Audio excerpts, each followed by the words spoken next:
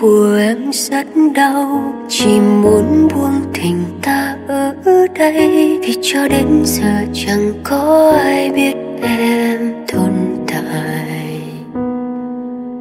Những lần chào nhau bối rối, người ở bên cạnh anh chẳng nghi ngờ, lòng em lạnh trắng nhẹ nhàng.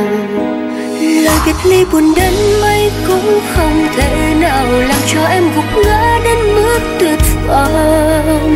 Chỉ là vết thương sâu một chút thôi anh à. Ngày mà anh tìm đến em tin anh thật lòng, và yêu em bằng những cảm xúc tự nguyện, làm em